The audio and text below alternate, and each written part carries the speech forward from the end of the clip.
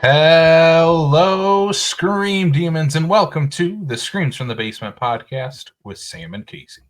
This is the scariest horror podcast on this side of the Black Lagoon. Screams from the Basement discusses the best double features the genre has to offer. We also interview the industry's finest that make our screams become nightmares. I am one of your creepy co-hosts. I am Casey.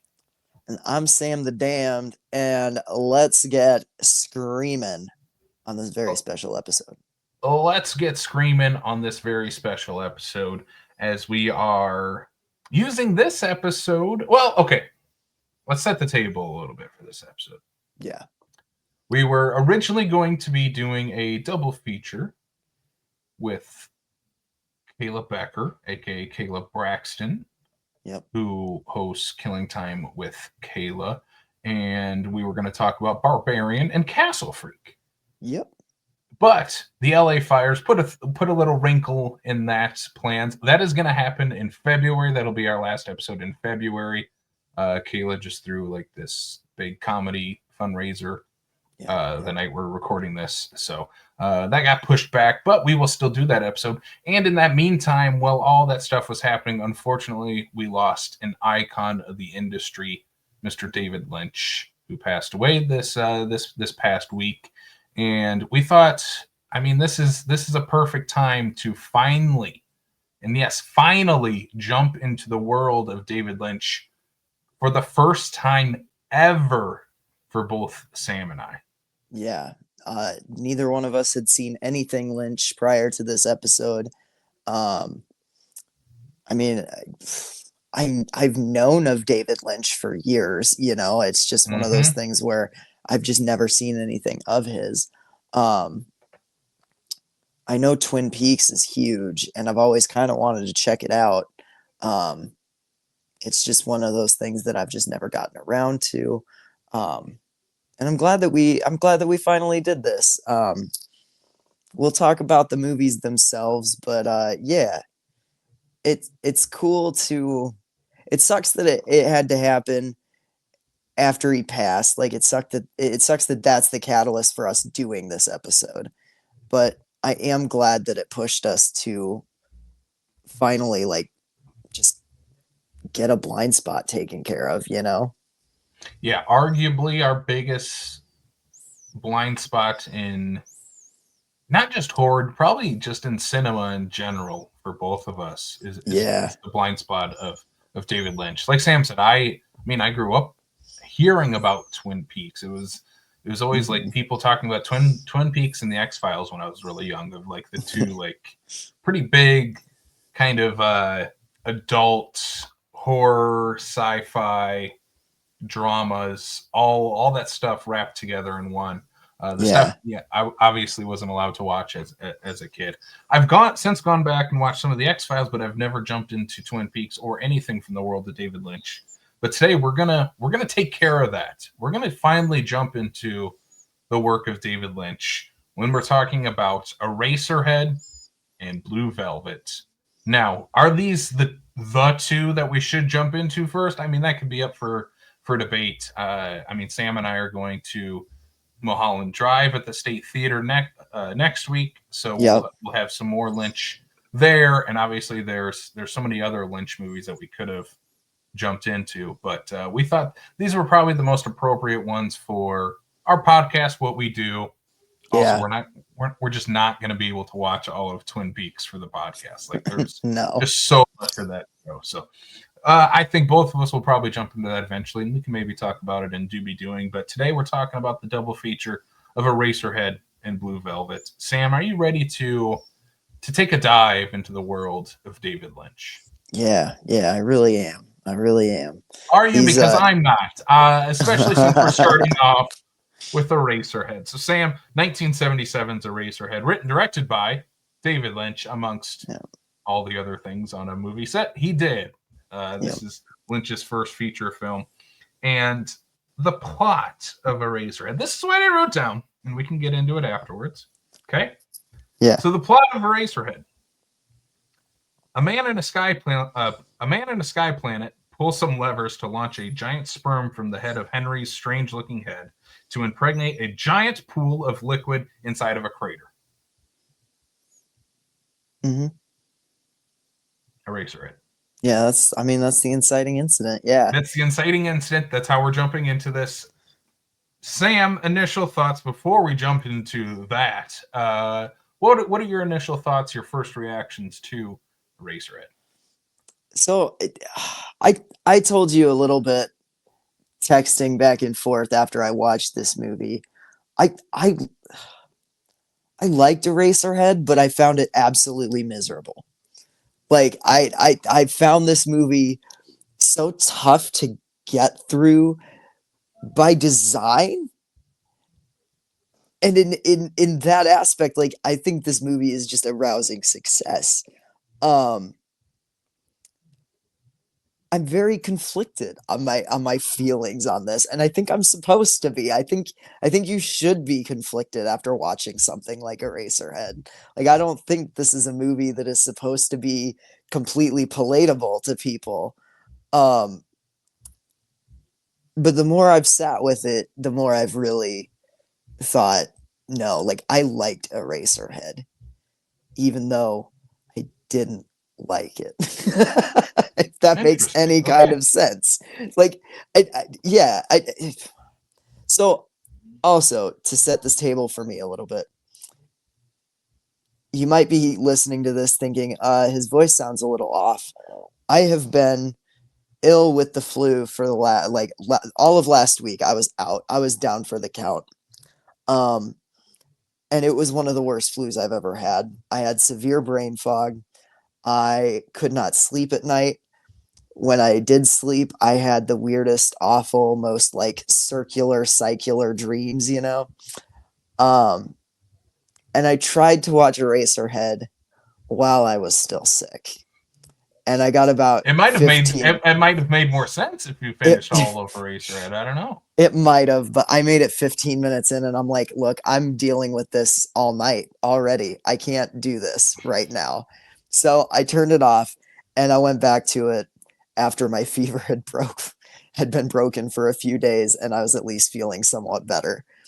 And it's just a fever dream of a movie. It's a It 100% is. a fever dream of a movie. Uh, so the next time I visit Eraserhead, I have a feeling I'm going to find even more to appreciate. Um, but it was hard to get through being like, I just had a whole week of this. It's what it felt like a Mhm. little bit. What about you, Casey? What's your initial reaction to Eraserhead? So for me to kind of set the table here, for me, Eraserhead is what I expected going into David Lynch for the first time. Yeah, This yeah, kind of surrealistic, not everything's going to make sense. Does it even need to make sense? It doesn't. And that's that I knew that's what I was getting into with David Lynch. And then I watched Blue Velvet right after this. I watched them literally back to back. hmm And I was like, Blue Velvet is not that. Blue Velvet is pretty straightforward. And so I yeah, was thrown off on that with that movie of how straightforward that one is, especially coming off of Razorhead, where it's just, like I said, the inciting incident is Henry's head floating in space while some giant man pulls some levers on a planet and launches a yeah, sperm into a puddle on a crater. And that's the insemination. That's the conception of his child that we later see in the movie. yeah, And so what is happening? What is going on here? I I when I was watching this, I was confused. I was like, what's going on? I don't understand what's happening.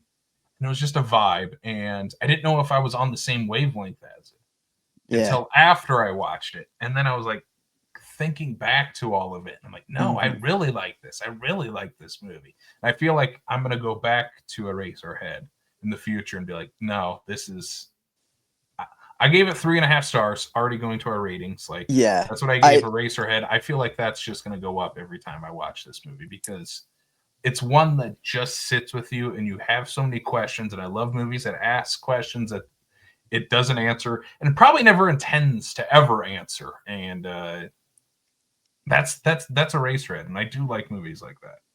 Yeah, I would agree with that. I think we're going to be coming from a very similar place, at least regarding Eraserhead here. Because I rated it the same, but I also have a feeling that if and when I come back to this in the future, that star rating will probably go up because I mean there are just certain images and certain sequences from this movie that are just stuck with, like they're Yeah. stuck in my head. And yeah, I mean the part of the movie where it just takes the title and makes it literal for, you know, like for 5 minutes for no reason, like it just goes off on a weird, like we're gonna do a literal Eraserhead tangent. I've not stopped thinking about that sequence. I loved that sequence. I was just Okay, like, this is amazing. so let's start with that just for a second. We'll jump into the actual scene later, but the title Yeah. of Eraserhead and where this came from. So I looked this up. Basically, that concept of a child carrying a man's head and bringing it to an eraser factory was where the initial concept for this came from. Like David Lynch thought of that, and he's like, I should make that into a movie. And then he just built a whole different And then he movie built around the it. rest of it around it, and randomly threw this little thing into it. Yeah, we'll get It's into almost that. like a short film within the film. Like Yeah. it's yeah, it's pretty fantastic. Um, but this opening is really something else. I mean, it This sets the tone. It it sets the tone does. for it's like, okay, it's It's dealing. so We're gonna deal with these themes, these real life, very real life themes of becoming a parent, not ready to become a parent, not ready to be an adult, and what to do when you're thrown into that situation. But instead of doing like your typical sex scene, it's industrial. Like this whole yeah, movie has like that industrial feel to it. There's always like a background noise. The sound design is immaculate. And like literally what you're watching is the conception, but the conception is literally like an alien pulling levers. It's mechanical. It's not sexy. This isn't a sexy movie, but it is about sex. And I think that's so fascinating. And we'll talk in Blue Velvet too. David Lynch has some sexual hangups. oh yeah, Like he has a big very time. interesting relationship with that. That's Yeah. for sure. Yeah, and I mean, Henry feels like a vessel for Lynch in Yeah. this because like Lynch was in college or had just graduated college, so he's in that transition period where you're really becoming an adult. You're ready to enter an adulthood, and what's one of those things that comes with that? Usually, in the traditional sense, is a wife and children. Hmm. This is his take on that and what that would mean, and basically yeah, this opening, like you said, feels industrial. The rest of the movie does as well. Even this opening where we get into the quote unquote real world, into Henry's day, maybe just Henry's day-to-day life. And he's literally just like walking past like these empty factories. He's like in the ruins of some of these factories around here. And it's just him walking around. Hmm. And he's like walking by train tracks and he's walking by these industrial buildings. He eventually gets to his apartment and finds out that this girl that he knows called and wants him to come over to have dinner with her parents. Yeah. And the dinner scene My favorite part of the whole movie. is crazy. It's a crazy scene. The It's dinner scene so funny. is so funny. I think a lot of this movie is pretty funny, but especially Yeah. this opening and that dinner scene is really funny. Like Henry, our main character, is just he's an absolute nervous wreck, does not want to be there, does not want to have dinner with her parents.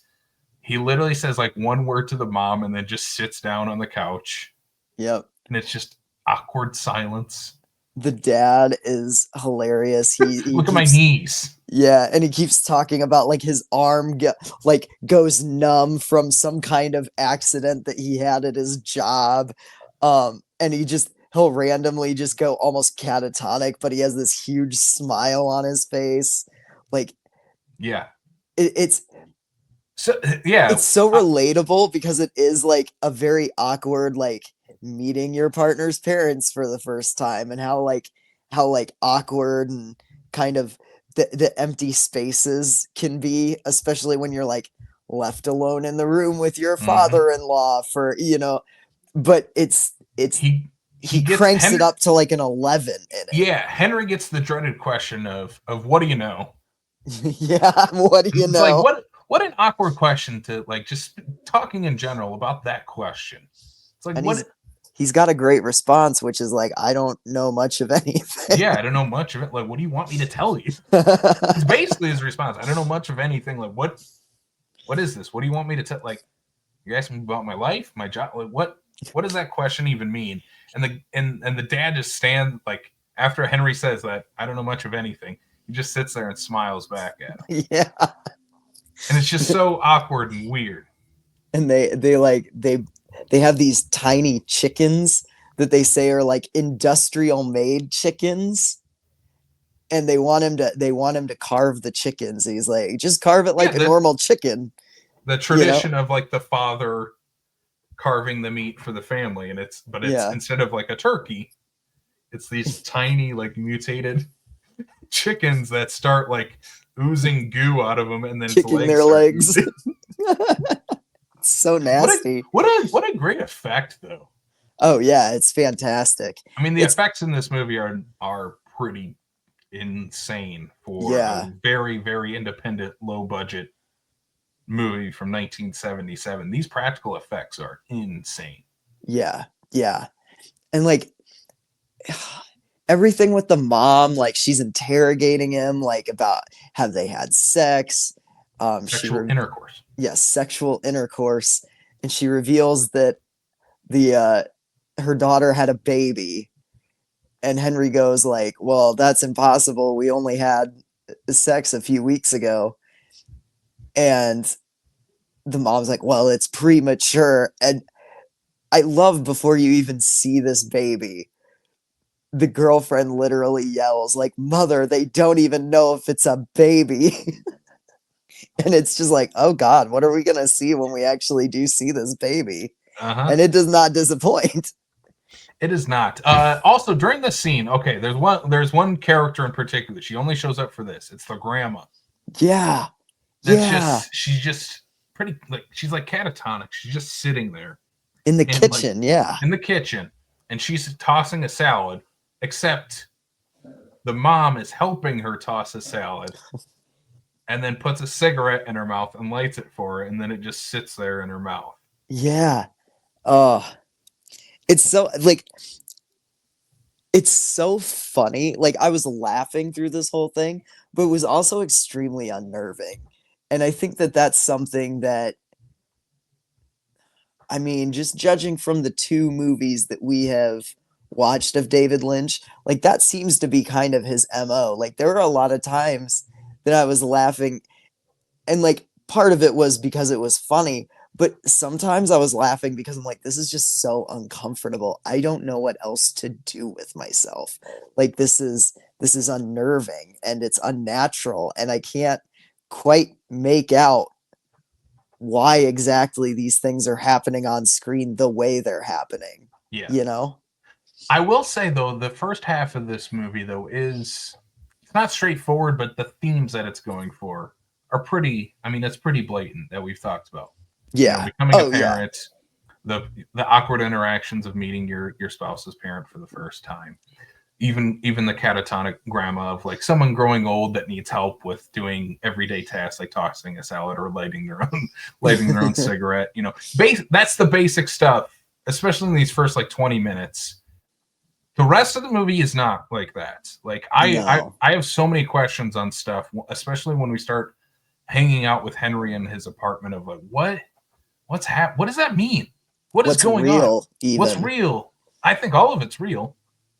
I don't know. I think some of it, like, if this had been a movie, like, if this had been a cheap Hollywood movie where all of a sudden Henry woke up at the end and it was all a dream, I'd buy it. You know what I mean? Because this does have dream logic throughout. Like it does jump around, and like the passage of time is very weird. Like you don't really know how much time has passed. Um, you go from the mom basically being like, there is a baby, it's at the hospital, and once you get married, you can pick it up. And then the next scene is him in the apartment with his girlfriend with the baby. And there's the baby right away. Yeah. Yeah. So like it's just one of those like the movie just takes you for the ride, and it's just whatever the next scene David Lynch wants to show you is what he's showing you. And damn the logic jump that you have to take in your own mind to get there. There's two other images during the dinner scene I want to talk about before we jump to the The baby. the baby. Two of them. One of them, again, pretty straightforward. There's a dog in the living room and it's feeding a bunch of puppies. Yep.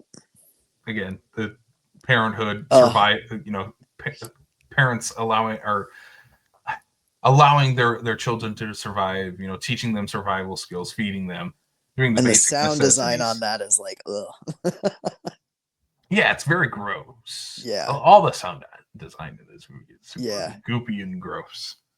Yeah, like But later in the okay. film, you get like someone like his girlfriend rubbing her eye, and it's like, ugh, stop. Like, There's one thing I noticed in here in the dinner scene, in the house at least. There's a bunch of hay sitting on shelves in the living room. Yeah. Did you notice that? Yeah. And what do you, Sam, what do you think the hay is a metaphor for? Oh God, I don't know. I'm not a father. I'm gonna ask you all these things. There's so many different questions I'm gonna ask you this. I need to know your answer. What does the hay mean? Maybe it's a metaphor for a roll in the hay, which they obviously had, which resulted in a baby. Yeah. I don't know. There's a lot of hay is used as bedding for animals. That's where they sleep. Yeah. Lay your young, lay your offspring on the hay.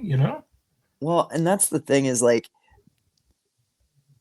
when you're outdoors, you don't like there's no trees or anything in this movie or anything, right? When you're outdoors, because it's all just industrial buildings, it's all metal and concrete. But when you're in Henry's apartment, he's got like a pile of dirt with a little tree sticking out of it on his nightstand. On his nightstand. Like, and it's kind of an interesting, like, because it's not like a potted plant. It's like a loose pile of dirt that has a tree coming out of it. And it's the same thing with the hay, where it's like there are these organic materials that are brought into the homes of these people, but it's not homey. It's really bizarre. It's really bizarre. Yeah, and that leads me to like Eraserhead is talked about by people who don't like this movie as like it's an artsy fartsy movie where it's abstract to just be abstract, and it's one of those type of movies where what's the word I'm looking for? Pretentious? A bit pretentious, abstract, where it's trying to be, nose up in the air. I don't think it's any of those things. I think most everything has some sort of interpretation to it or somewhat logic to it. At least you can decipher something out of it. It's not just weird things for the sake of weird things. Yeah. I feel like there's a meaning behind everything, or we can find a meaning out of everything. Mm-hmm. What it means to have dirt on your nightstand with a tiny little tree coming, I don't know. I don't know. But we could speculate on it. We could. It's like and the that's family kind of the tree. beauty of it. Yeah. Maybe the family tree. Growing something from the dirt, from the ground up. There's ways to interpret it. But let's get to Henry's apartment again. Weird time jump. At some point, Henry and his spouse get married. They bring the child home, and we as an audience are thrown right into what the child looks like. Mm-hmm. And it is this deformed creature with a pretty like long neck, a weird kind of almost oval shaped, helmet shaped head. It almost looks like a cow in a way.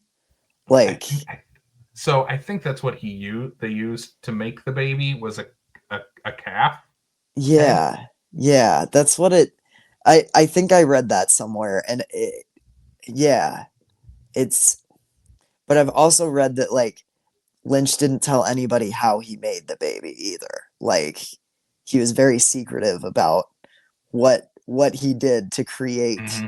the baby in Eraserhead. But it's also like just like there's like Oh, it's so slime gooey. and goop coming Yeah, off it. and Like it's just later when very it's got wet. like sores on it and stuff, and oh But yeah, its entire body is wrapped up in this blanket. You can't see anything from the neck down on this child. It's literally yep, just they never even pick the child up. It's just sitting, not even in a crib. It's just like laying on a almost like on a table yeah, yeah. in part of the It's room. And I mean, pretty much right away, his wife leaves. She's like, I've had enough of this. I can't even get any sleep. I'm going home. I'm going back to my parents. I hope mhm, you can take care of it. And she's gone. yeah, yeah, And and another awkward scene where she's like, I didn't know what she was doing at first. She's trying to pull her luggage from under the bed. yeah, She's it's just making weird. eye contact with Henry in the middle of the night, just staring at him from the end of the bed, just yanking on the bed, trying to pull the Yeah, luggage out.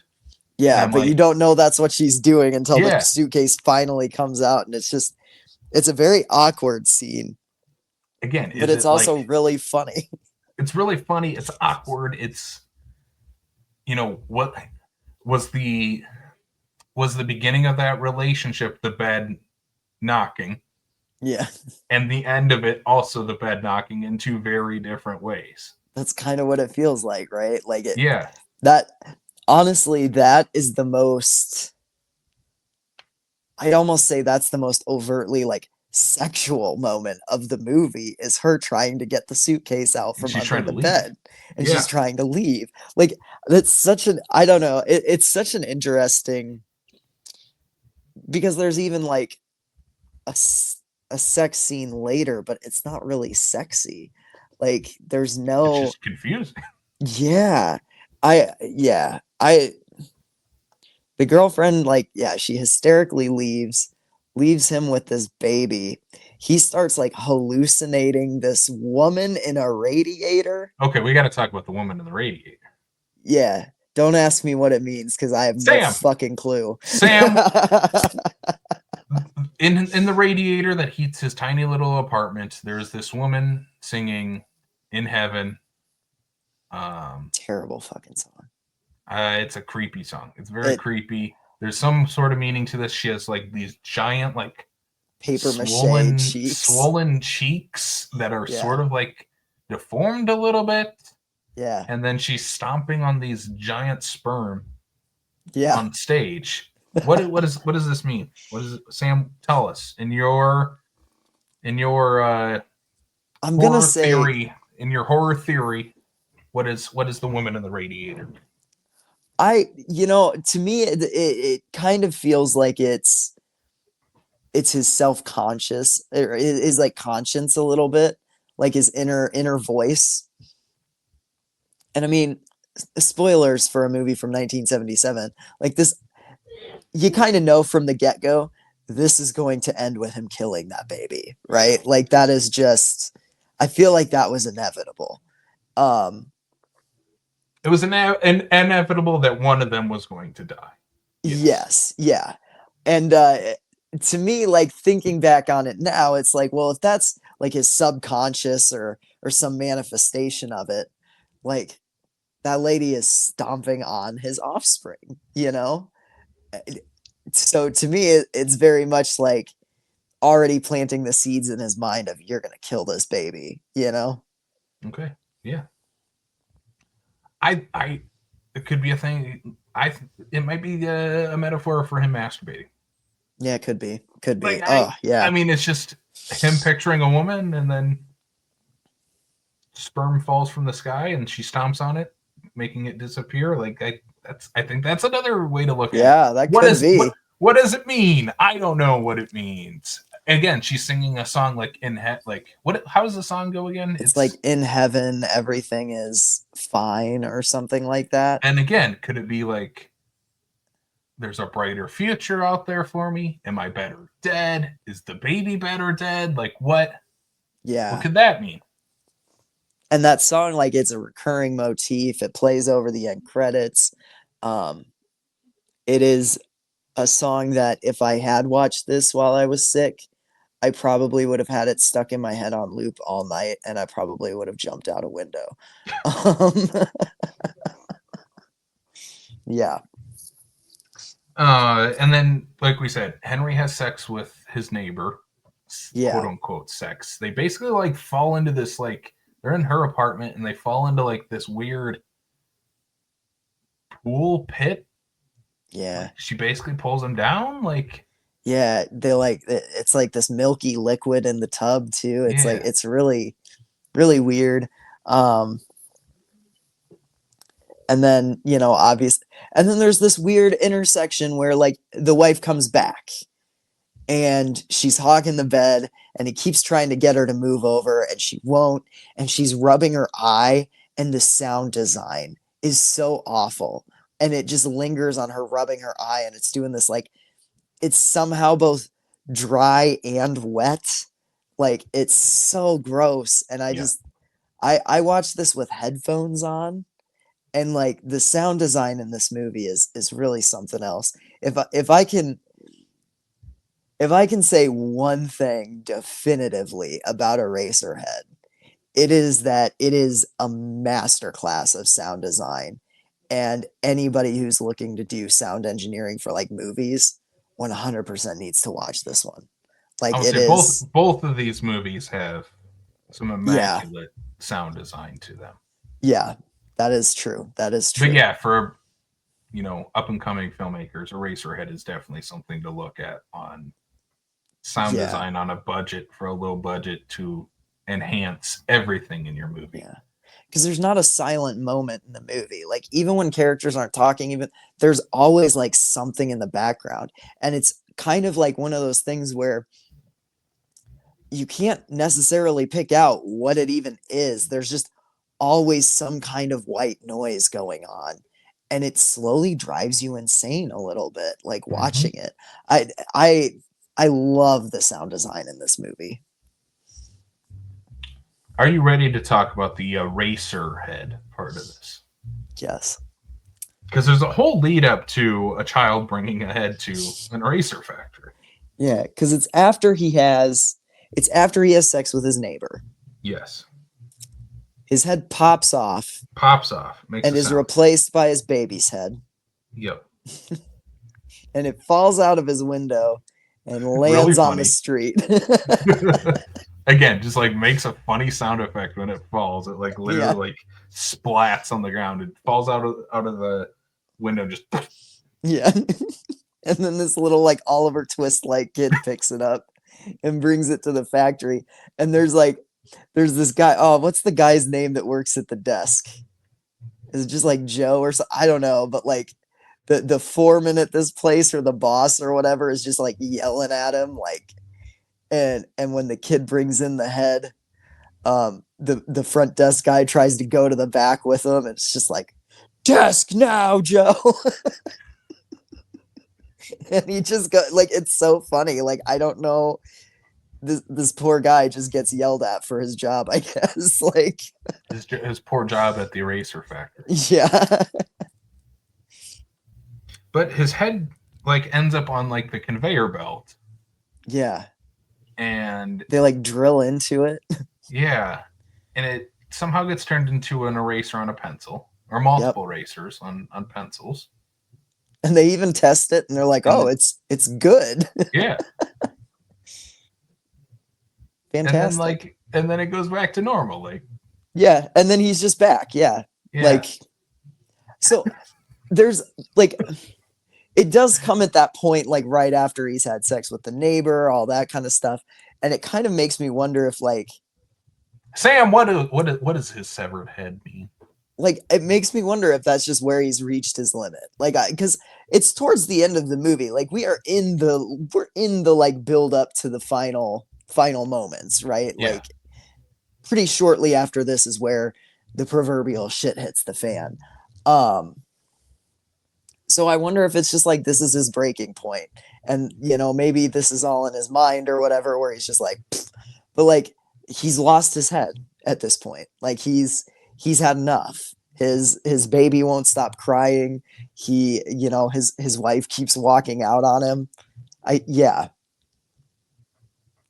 See, I had a different take on it on the like like the lady stomping on the sperm. I see this as like the mundaneness of going to work every day. Of like you're Yeah. stuck going to this factory getting yelled at by your asshole boss. And I mean that's how you lose your head. I mean, that's how you lose your head for me, is that you're doing all this work, you lose your head over it just for your child that you're raising, to then the child's head comes out of it to say like you're doing all this for that child to grow up and become you, and then the cycle will continue. Yeah. Yeah. I don't know. I mean, I think there's again multiple ways you can look at it. I think we're gonna have a very very different opinion on the ending now. Okay. I mean, I think it's an abortion metaphor, but sure. See, I don't. See, let's get into it. Let's get into No, it. I have no idea actually, but yeah, what's up? So, What's up? so Let's again, get the into it. baby's wrapped in cloth. He finally comes home and he's gonna cut the baby. Not cut the baby. Well, he does cut the baby open, but he cuts the cloth off, and it reveals like that cloth is part, like it's holding the baby's organs holding together. the baby together. Yeah. And Yeah. it opens and it's like all the organs are coming out and the baby's screaming out in pain. And it's like that's what was keeping it alive. Yep. And in that moment, he decides to just take the scissors and he stabs his baby, and the baby coughs up a bunch of blood, and the baby's dead.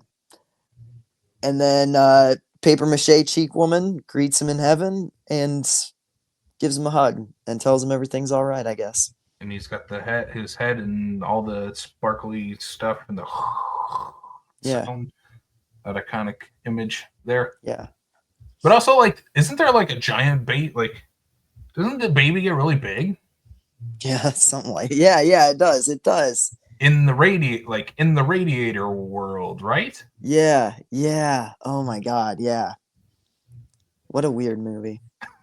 Like it gets big and it ends like with him in space again, like right as a floating head, and you see the guy with the levers again. Yeah. See the way okay. What do you read the ending as? Because I read the ending as cutting loose your child. Like cutting the child loose, allowing it to grow into the world, to become its own thing. It gets bigger, as I said, in the radiator world, that the child gets bigger, and then we see the man in the sky pulling levers again, like as the cycle might continue.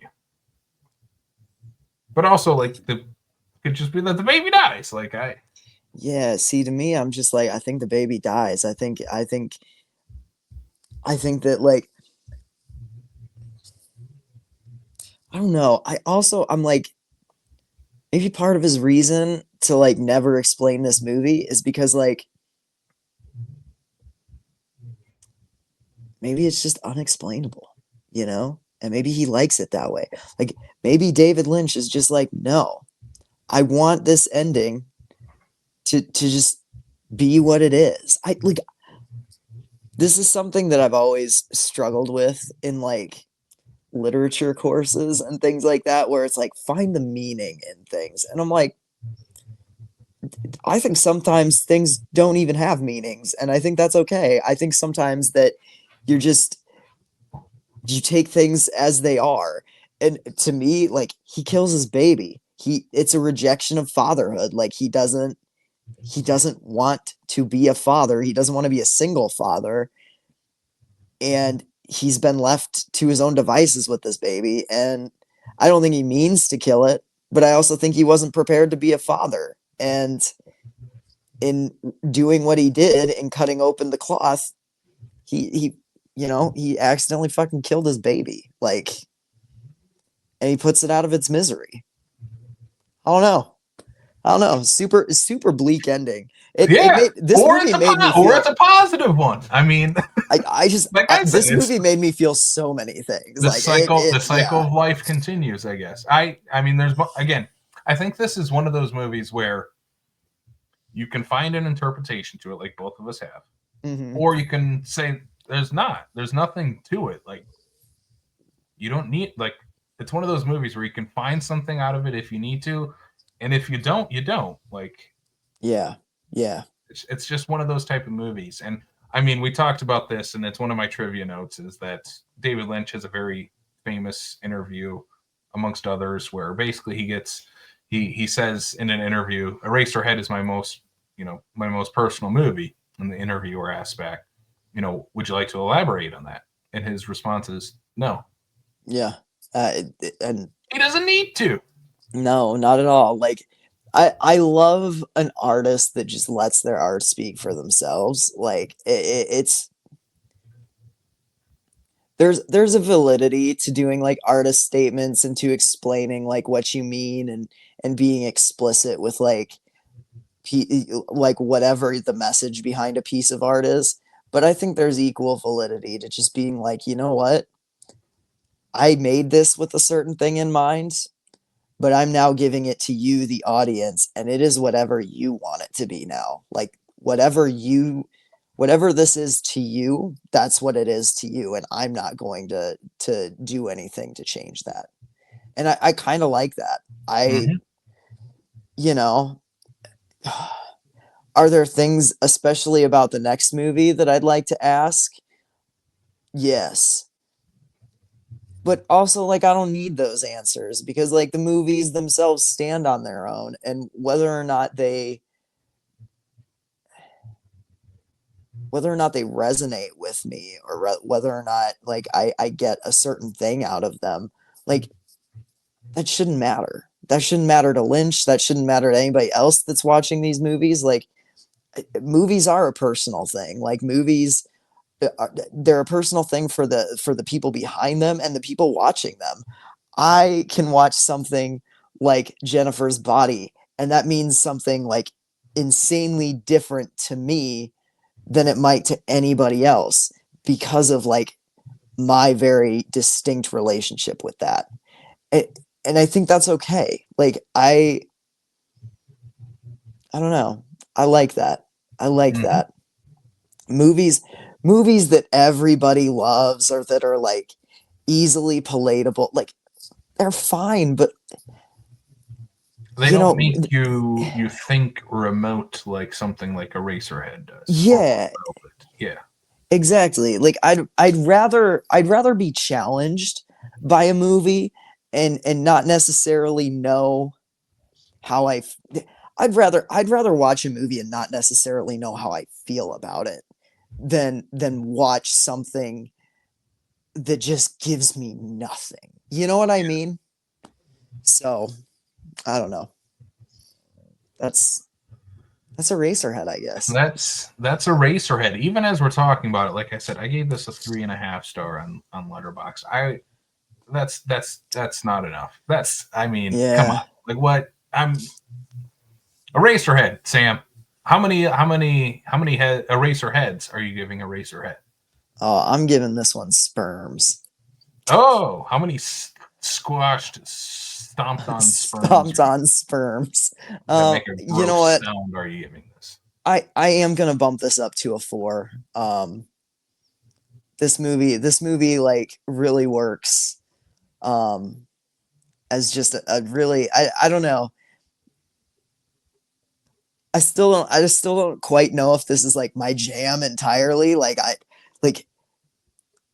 I don't know when I'll be watching this again. I will Yeah. probably watch it again in the future, but it'll probably be years on, you know? Uh but yeah, this movie's too enigmatic to not bump up to a 4. So, what about you? Yeah, I'm giving this four tiny chickens. This is definitely a Four four tiny, tiny creatures. squealing, bleeding, kicking chickens. Bleeding gross chickens.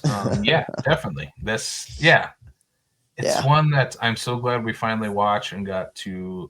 I'm glad we got to talk about it on the podcast because there's too much in this movie to not talk about, and yeah. I'm glad we had this outlet to do so.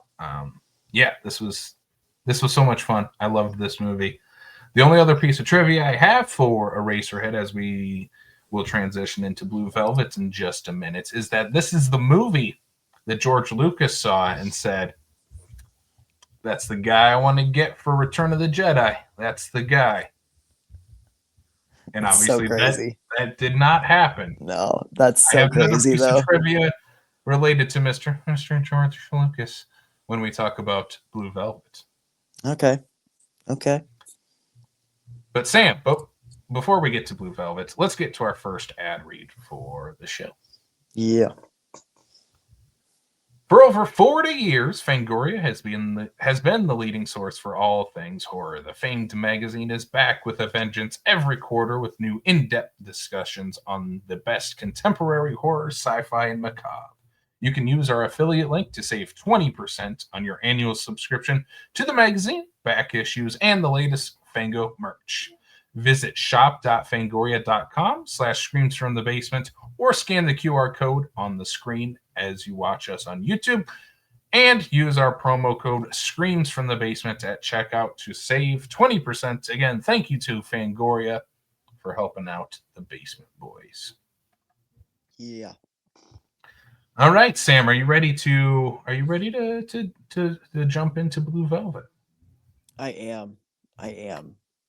All right. So Blue Velvet, 1986. Again, written, directed by David Lynch. Stars Kyle MacLachlan as Jeffrey, Laura Dern as Sandy, and Dennis Hopper as the villainous Frank Booth. Yeah. After finding a human ear in a field near a lounge singer's apartment, Jeffrey teams with Sandy, a police officer's daughter, to investigate the crime as it leads the duo to the nefarious crime boss, Frank Booth. Sam, initial thoughts on watching Blue Velvet for the first time. Would you like me to start instead? I just saw your face. No, so I will not I mean, I think from the tone of the first text message I sent after I finished this movie, I've been very nervous to discuss this because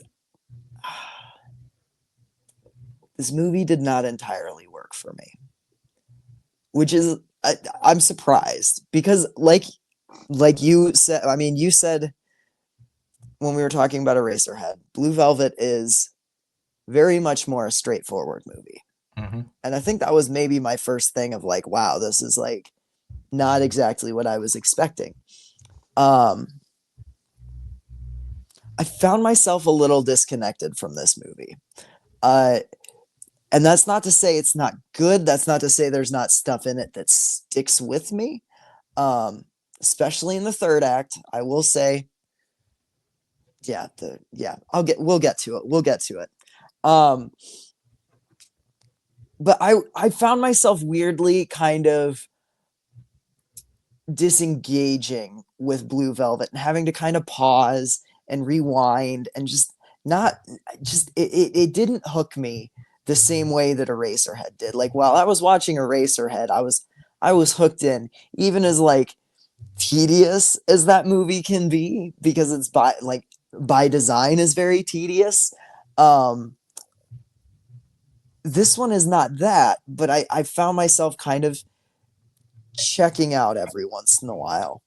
Maybe my biggest hot take is that I did not care for Dennis Hopper in this movie. I think he's over the top. I think he's in a completely different movie than everybody else. And I just did not find I just didn't find him all that compelling. I didn't think he was really playing a character.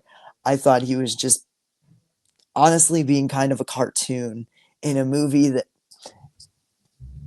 I don't think needed a cartoon character in it. So I'm a little bummed to say that this one did not entirely work for me. That said, I think the two leads in this, Kyle MacLachlan and Laura Dern, are just phenomenal, and they were what kept me invested in this whole thing. I really, really enjoyed their relationship. Um, and here's where I maybe drop my biggest hot take. I do not like David Lynch's style of music. I think he has bad music taste. I don't like the song Blue Velvet. I do not like that song at all. Like, the music in this movie drove me nuts. All right. Well, that's this podcast. Thank you all for joining us. This has been the last episode of Screens from the Basement. I know that's gonna ruffle feathers. I know, Yeah, and I'm sorry, but my feathers are ruffled. okay, here's the thing though, Casey. I live my life. I live my life by two rules.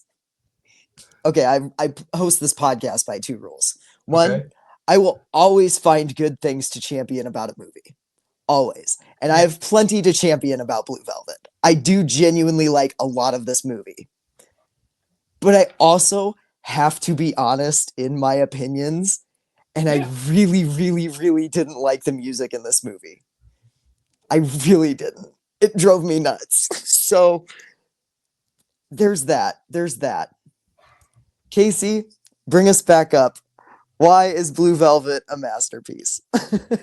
I loved this movie. I know you did, and I'm glad you did, because if we both had hated this, oh god. Not that I hated it. I should strike that. I didn't hate this movie. It just parts of it bounced off me quite a bit. So yeah. Man, I fell head over heels for this movie. It gives me those vibes of trying to describe it like some other movies that did the same thing for me, of where I watch them for the first time and I feel like it transcended watching a movie for me. Okay. Where I watched, the one that comes to mind is American Psycho. Like, the first time I watched American Psycho, I was like, this is something more than a movie to me. I feel the same about, I don't know if I would feel the same now about this movie. American Beauty, I felt that way about. I don't know if I would still to today. But that's how I felt. I felt like I was in film school again, watching Yeah. watching this movie. I I can see loved that. the music. Like, this is my jam. Like, this 50s, 60s style music. I love it. I love that era of music. I felt it. It fit that perfect Americana tone that David Lynch is going for in Blue Velvet. And that's what this movie feels like. This movie is Americana. For good and for bad, this movie's Americana. I agree that the visual is Americana. I don't think the music gets that at all. To me, there's nothing more American music than that era. Like, that's, oh yeah, maybe. I don't know. that I 50s, just 60s, like, from, you know, Elvis is obviously the biggest name of that time, but like that 50s, 60s Richie Valens vibe, like Ray Orbison, like that's okay. that feels like The Roy Orbison track is pretty good. I'll give you that. I'll give it that.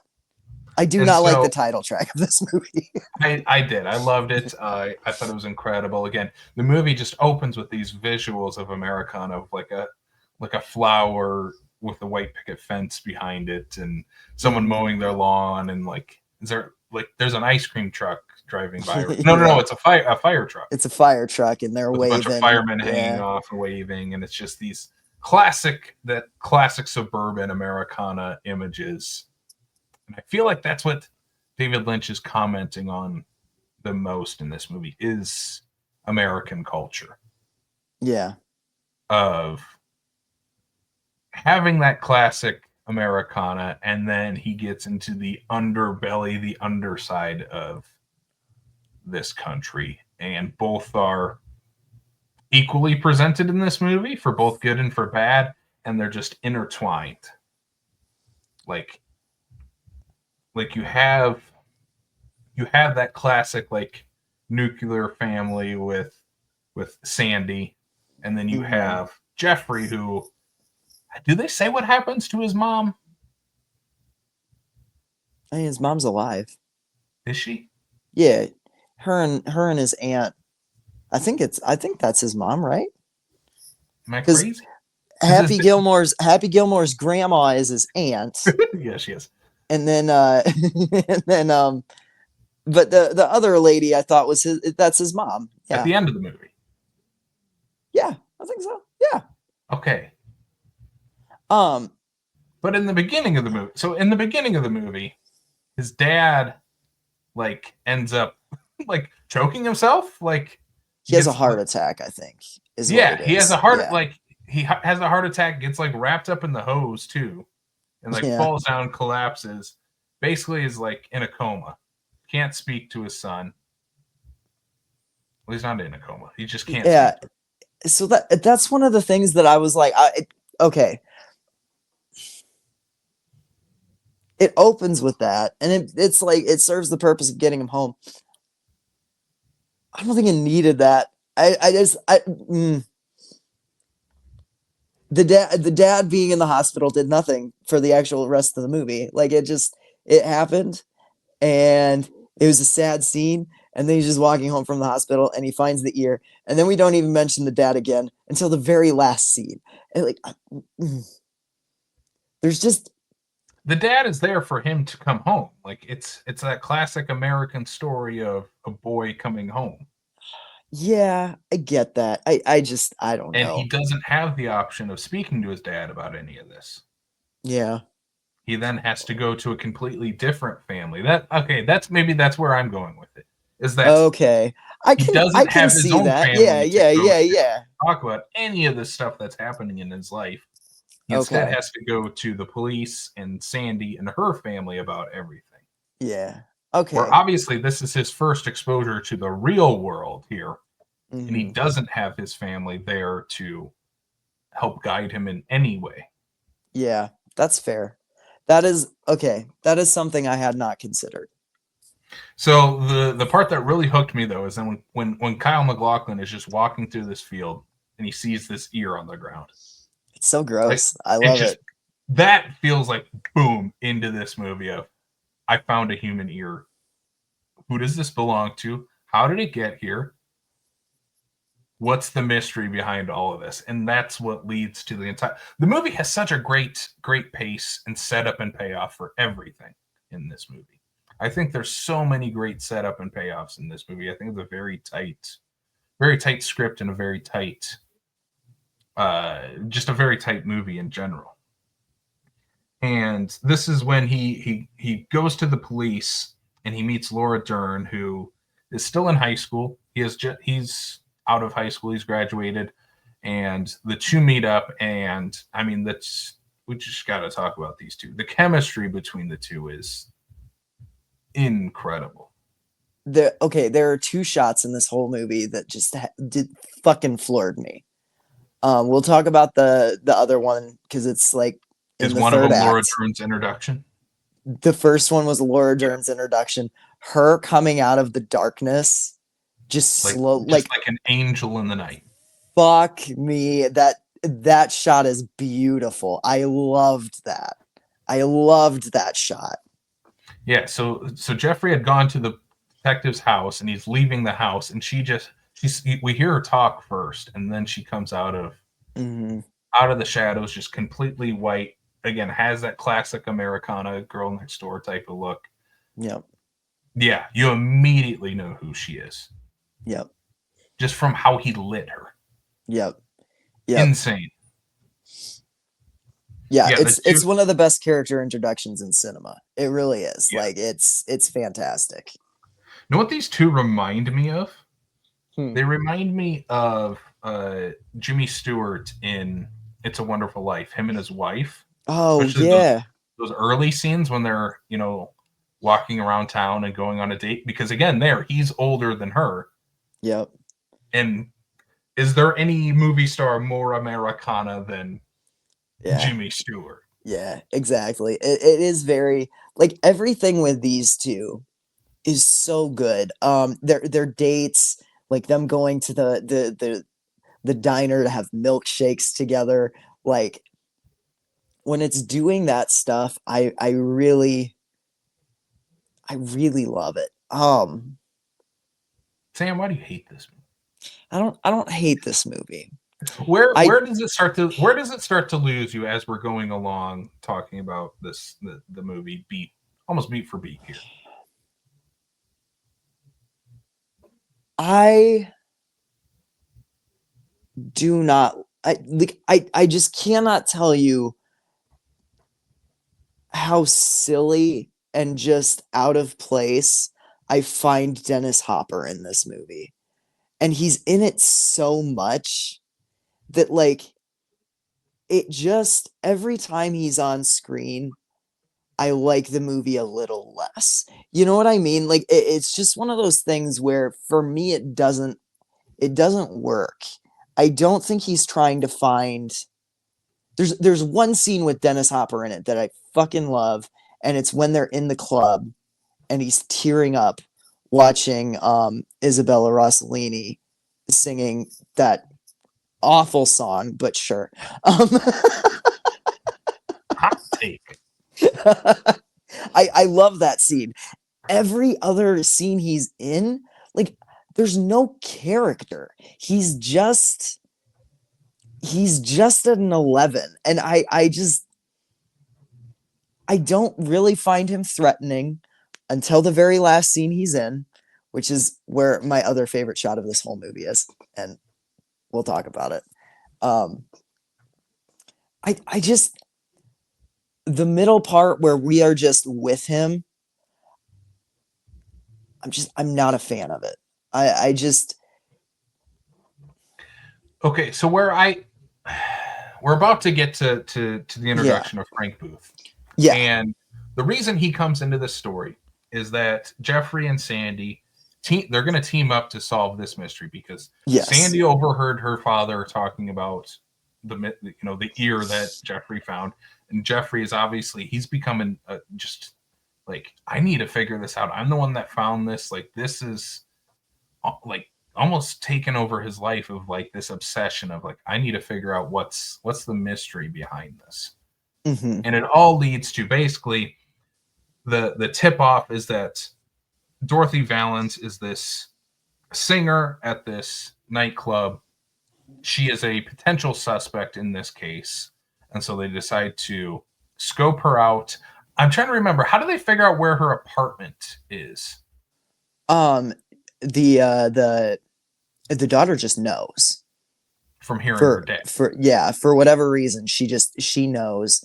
Um, they pose. He poses as like Great a scene. This is pest. such a great Yeah, scene. Yeah. I love the scene where he's like as a pest control person, he's spraying her kitchen trying to find a window to jimmy open so he can come back later. And I love that how that goes sideways because of the man in the yellow suit, which leads to him getting the keys to her apartment. Like all of this setup I really love. Like I think everything in this first like chunk of the movie is incredible. Talking about setup payoffs, that's where I feel like we get the first part of it. I think there's almost like three parts to really to him in the apartment. One is when he's sneaking in as the pest control and steals the keys to the apartment. There's just this tense feeling of is this plan gonna work? Is she gonna figure out? And then, like you said, the man in yellow shows up and it's like, what? Who's this guy knocking on her door? And he gives like this weird look to Jeffrey of You know, which just makes sense when you odd figure vibes. out who he is. Like Yeah. it's pretty like once you figure out who he is, you're like, oh yeah, like he wouldn't want to be seen in that apartment. He'd be pissed if he showed up and like someone was there, like Mhm. yeah, that part is great. It is. It's great. It's so tense. It's setting up that this apartment's gonna be a tense place to be every time we're in it. Also, we get Laura Dern is supposed to give the distraction to Dorothy Valens at the door, but she sees someone making their way to that apartment. She says, I didn't see his face, but I just saw someone. She didn't see his face because then it would have revealed that Yep. he's he's also a police officer. Yeah. And Literally her dad's partner. her dad's partner, and she would know exactly who that is. Yep. Yep. So great that it's just one line of, I didn't see his face. And then that's paid off later in the movie. When Jeffrey makes his way back to the apartment, again, talking about how it's tense every time you get back to this apartment. Sandy's outside waiting for him, and she's supposed to honk the horn 4 times if she sees Dorothy making her way up the stairs into the apartment. And again, great. There's so many great lines in this. Jeffrey's upstairs in the apartment looking around for any sort of clues of, how the ear is related to Dorothy at all. He ends up having to pee because he drank a Heineken. Yeah. Great line. Just the Heineken running gag is so great. Yeah. And it's such a college boy thing to do, is like, oh, I drink Heinekens. Yeah. And I love the payoff where the one Frank thing that genuinely made me laugh was when he asks Jeffrey what kind of beer he likes, and he goes, Heineken. Fuck that shit. That's Blue Ribbon. Yeah. But okay, so again, Heineken has set up payoff. Set up payoff joke after. It has a through line of why that's introduced in the movie to begin with. It's very clear that Sandy's first beer that they have together at the club. Yep. He has to pee, and when he's peeing, he flushes the toilet, can't hear the horns outside. Yep. And Dorothy makes her way into the apartment. He has to hide in the closet. That is my favorite setup payoff, is the closet. Yeah. Because us as an audience and Jeffrey know that that's a hiding place in this tiny little apartment. Yep. Paid off way at the end in the final scenes of the movie. In the climax is that. Again, incredible. Loved it. That scene is so intense of just her in the apartment and he's hiding in the closet. How is he gonna get out of this? Yeah. Yeah. And then we get Frank. Okay, we get Frank introduced here. Dennis Hopper plays Frank. Let's describe Frank. He's constantly sucking on this gas. And it's what is it? It's it was originally supposed to be helium. I did see that. That was one of my it was helium, and really then funny. I think it was Dennis Hopper was like, let's do nitrate because I read it. It gives you a better sexual release or something. Yeah, something like that. And then apparently years later, he's like, no, we should have done helium because that would have been funny. Yeah. And I think that's hilarious. That's what David Lynch wanted to do at first, was that this guy sucking down helium so he has a high. That's so weird. Yeah. Voice. I wouldn't have hated that actually. I don't know. Although I don't know. I don't know. This introduction to him is very off-putting right away. Immediately, fuck this guy. This guy's a terrible human being. Yeah. And it's definitely, it kind of reminded me a little bit of the obscene phone calls from Black Christmas, where you're getting a little bit of this guy's history in what he's saying. Yeah. He's definitely had some fucked up sexual things happen to him in the past. Definitely has mommy issues. Yes, mommy issues, baby issues, daddy issues. So what I think Frank is in this movie is, before Frank enters the apartment, Dorothy finds Jeffrey and basically makes him strip, and she's going to have sex with him. Yep. But she says, I want you to abuse me, humiliate me, you need control. And she uses a lot of the same verbiage that Frank uses with her. To her, but that's what she wants Jeffrey to do to her. Yes. Yeah. And I feel like that's what Frank is in this movie for. This is the path that Jeffrey could go down in his life. Yeah. Because we have those visions that Jeffrey has later on in the movie where he's envisioning him as basically him as Frank. Yeah. Yeah. And again, Frank, I better be careful on YouTube. Frank essays Yes. Dorothy in her apartment. It's a very uncomfortable scene. Very uncomfortable. Apparently, though, who's the actress that plays Dorothy? Isabel Rossellini. Yeah, apparently she thought this scene was very funny and laughed between takes, and still Yeah. laughs at it to this day. Apparently, I mean, it, whatever helps you get through it, I guess. I don't know. yeah, I suppose. Like it, well, I mean, and it kind of goes back to the what I'm saying about Frank, where it's like it's so over the top that it almost stops being like it almost stops being menacing at a certain point because it's just like I don't know. I don't know. There's something that doesn't click with me about this performance. I think Isabella Rossellini is incredible in this scene. I don't know. I struggle. I struggle with this performance. I really do. Um, but I will say, we're I what mean, I think about with about Frank, he's with Frank and Dorothy and that relationship, and then Dorothy's relationship with Jeffrey.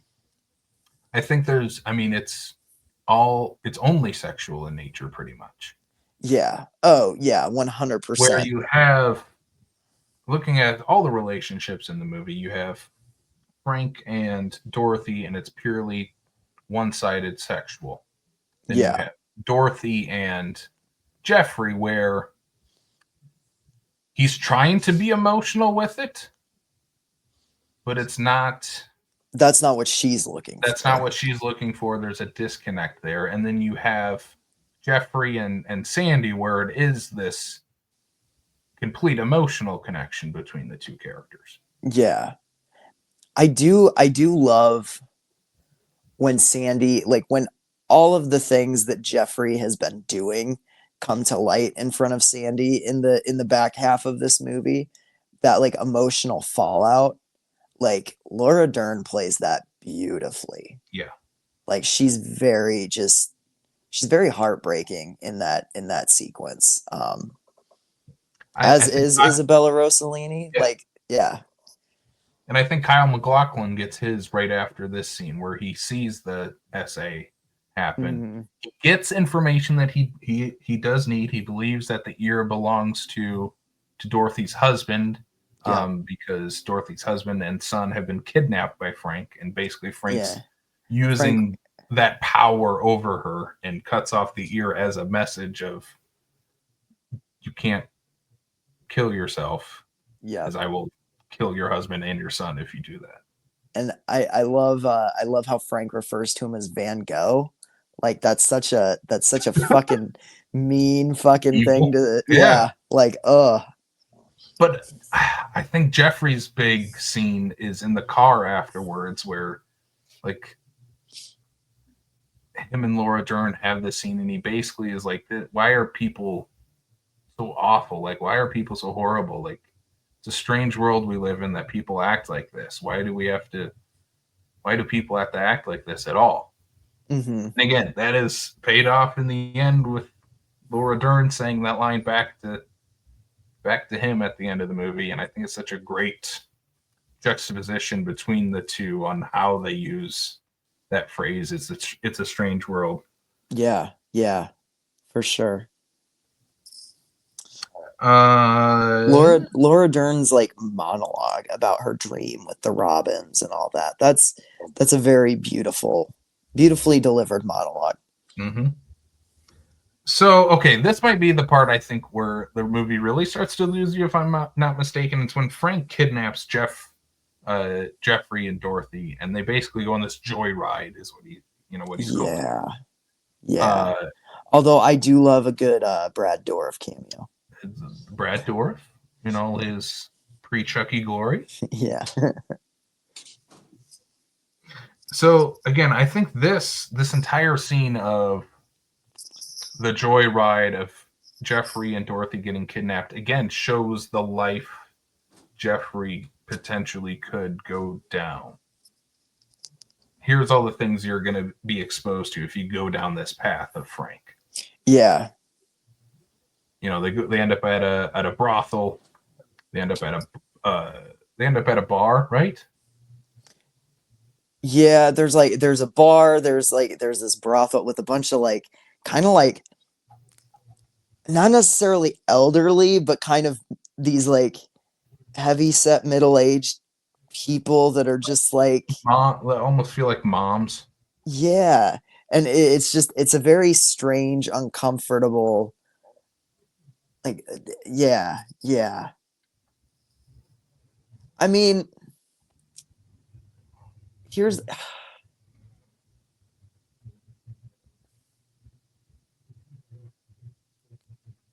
I What do you wish think? this movie I wish this movie went weirder. I like I there's just this like this especially in this scene in this stretch of the movie. I'm like, to me this is where you go all in. Like it's we've all been in those like uncomfortable situations where like we're hanging out with people that we maybe haven't before, and it's like, oh, like we've been drinking, we're going somewhere, like I don't quite know where we're going, and then you get there and you're immediately like, oh shit, like I shouldn't be here. Like, Mm-hmm. I've been in that situation, I've put myself in that situation plenty of times, and I just don't necessarily like I feel like it starts to evoke that and then kind of pulls back, and then you have the joyride, and then something actually does happen. I don't know, like this part of the movie felt strangely like almost muted to me, where I was just like I don't know if I was feeling as much as like I I was supposed to. I feel like I think you got. I mean, you got what you needed out of it. I think that's what Lynch is going for. Is Yeah, the feeling of I'm not supposed to be with these people. I don't want to be in this situation. And I think yeah, that's the feeling we're supposed to get out of it. And again, it comes like halfway through the movie, and I'm trying to think of where. So like it ends with like Jeffrey getting the shit kicked out of him basically by the yep, group and being discarded away from them. yep, And yeah, I just feel like that's his first warning to the real world of you continue down this path, this is the path you're gonna carve for yourself. yeah, And yeah, it's not supposed to make us feel, I mean, it makes us feel uncomfortable, I think. And I think it's also like takes us out of the story almost in a way yeah, of like it doesn't really lead because like by then we know it's Frank. We already know that. Jeffrey knows that. It's just here's what happens when you hang out with Frank. I yeah, don't know. I think it's I think it's necessary for the movie, even though it doesn't add necessarily to the plot or Jeffrey as a character, if that makes sense. yeah, yeah. I get that. But then right after that, we get I think it's another tremendous scene from Laura Dern and Kyle MacLachlan. Laura Dern takes him to the school dance, and it's just a great, sweet scene between the two of them. Like, again, the the mirroring of him out with Frank, and that's a night out with Frank and the boys Yeah, versus a night out with Sandy is a sweet night going out to the dance. Like yep, the two different lives he's almost living at the same time. yep, And that's where he finds they're on their way home and they end up finding Dorothy outside of his house, yeah. Because outside of well, Jeffrey's house, because completely in the nude. Sandy's boyfriend, Sandy's high school boyfriend, like chases him down, and they're gonna like is gonna try and beat him up. Um, See, I also love that because it's high school versus real world in that situation. Where yeah, you had the high school pettiness of you stole my girlfriend, I'm drunk off Heineken, He was probably drinking Heineken. I don't know. Yeah. And I'm gonna kick your ass. And then it's, oh, there's a naked SA victim on your front lawn. I'm Yeah. sorry. Like, no, we're not doing this right now. You have actual real life problems to deal with. Yep. We're out of Yep. here. And that, like, that sequence, the way it's framed, and the way she kind of just rises up over the picket fence is just haunting. Like, I Yeah. do I do find that scene very, very effective. It's where Um his two worlds are colliding. yeah. Like, and it's just, I think I rated this too low. I will say that. I I hate I I kind of figured as soon as we started talking, it was gonna. Yeah, I knew it was gonna happen, and I knew this was a movie that, here's the thing.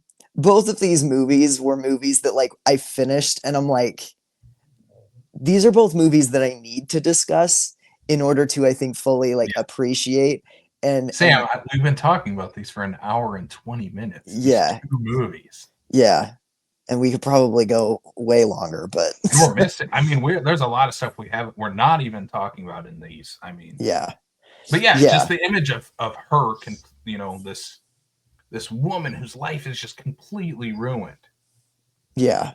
Yeah. completely exposed I mean, in she's front of a white just, picket fence. Like, yeah. that's what this movie is trying to evoke. And I think, God damn it, Lynch does it so well in this movie. And again, like you said, Laura Dern, this is how Laura Dern finds out that Jeffrey's been sleeping with Dorothy. And Mhm. again, feels very real. Yeah. It's very much like her heartbreak in that moment of, like, just, and it's not a like, oh, you've been cheating on me. It's a, like, it's more of a, like, do I even know who you are? Yes. Like that, and Because the two are like this, like, are not dating, sort of are date, like, in that yeah, weird place for them. yeah. And so I do really like this collision of worlds, essentially. Yeah. Somewhere in here, you get him realizing that the man in the yellow suit is her dad's partner. And Because he gets, he was gonna go to visit her dad at his office, and yeah, the man in yellow was there. yep, yep. And so he goes to the house instead to talk to the dad. The dad is basically like, you better not be involving my daughter in this shit, Yeah, you you better know? not have your two worlds colliding with my Yeah. daughter involved. Yeah. And it's a little fuzzy on, like, how exactly they get to, like, the police are then raiding Frank's place. Like, for some reason, this part's fuzzy to me. How the mechanics work to get them all in their places for the third act. Yeah, so basically the police are raiding Frank's hideout, but Jeffrey knows Frank is not going to be there. Frank is Yeah. going to be at Dorothy's apartment. Yep. And So again, that's the danger place in this movie. That's the scary place. yeah, is her apartment. Like, Yeah. and it's so much the danger place. Like, it is the shorthand for the danger place so much that, like, in the end, when you see that Dorothy and her son are okay, they're not in her They're not apartment. in that apartment. Yeah, and I do love that. I do love that, like, anytime you're in that apartment, there is a sense of, like, something could and probably will go wrong. Um, Also, like, did you know there's no windows in that apartment? no, there's not. None. It's so It's a claustrophobic. jail cell. Yeah, Yeah. it's claustrophobic. It's a living room and then the bedroom. That's all we get to see in this apartment too. And you know that there's a couple doors on either side. We don't see inside them, but Yeah. So I, so I love this scene. the This final scene, the final showdown, basically with Frank and Jeffrey both make their way back to Dorothy's apartment. It's the one time I find Frank utterly terrifying. It's the one time that, like, when he's coming up the stairs, I'm like, get the fuck out of there. Like, get yourself hidden, like, get out. Like, don't, like, genuinely my skin was crawling in this scene. And so my favorite shot of this entire movie is when he comes in and there are two upright dead bodies.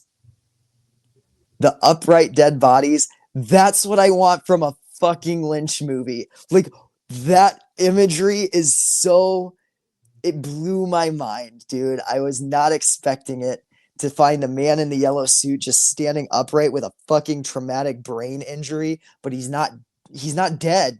He's like he still moves his arm and like he Yeah, hits and the lamp at one point, there's Dorothy's husband tied he's to like the tied up to him. radiator with like a Yeah, scarf shoved down his throat. Like, oh, and it's so unnerving and so just, the same scarf that Frank was biting down on when he was SA. Yeah, yeah, it's Dorothy. But again, it's gnarly. comes full Yeah. circle. Jeffrey has a police radio that he got from the man in yellow. Frank Mhm. also has a police radio, and Yep. basically Jeffrey figures out, oh shit, he has one. He's going to know where I'm at. He knows I'm in the apartment because I just called Sandy's dad to tell him that I'm at this apartment. So he hides his walkie-talkie in the bedroom, and where does he go to hide? In that closet again. But not before he grabs the gun of the man in the yellow suit. And I love this. I love that. I love Frank coming in his disguise and ripping it off, and he goes back into the bedroom and he's just raving and going like, you fucking idiot, and just like all this stuff. Yeah. And like, but then Apparently, he can't find him. And there's only one sentence he says in this movie that does not contain the F word. yeah, that doesn't surprise me. um so yeah, Frank goes through, he fires off a couple shots in the bedroom, he goes into the bathroom, he can't find him, and then he realizes like, oh, the only place he could be is the closet. And he The opens place up, he did not know Jeffrey was the first time those two were in that apartment together. yep, the place that he never thought to look, and he opens it up and Jeffrey just blows his brains out. And that's a fun like practical effect. Yeah. The like Going yeah. through and then just blowing out the back. Yeah. What I love here is that I thought it was going to be like a damsel in distress situation where Frank was going to take Sandy like hostage. Yeah. I'm glad that didn't happen. Yeah, and we don't get that at all. And we don't need that. Like, it wouldn't have added anything. No, and again, not at all. It keeps Sandy completely separate from that entirely. She doesn't even meet, right? She doesn't even meet Frank. No, I don't think she ever does. In this whole movie, right? Nope, I don't think so. Yeah.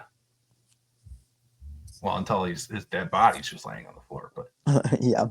Yeah. And then we get the classic Americana images at the end. It's all brightly lit, bright greens and yellows and reds and whites, and basically Dorothy, it's almost very dreamlike in a way. Yeah. And Dorothy's reunited with her son. They're like in this park together. The two families between Jeffrey and Sandy's families are together. His dad's home, and both of them look outside and they realize they see the bird from Sandy's story. And Sandy says back to him, it's a strange world, isn't it? And God damn it, Blue Velvet. Yeah. I don't love the final scene. Oh my God.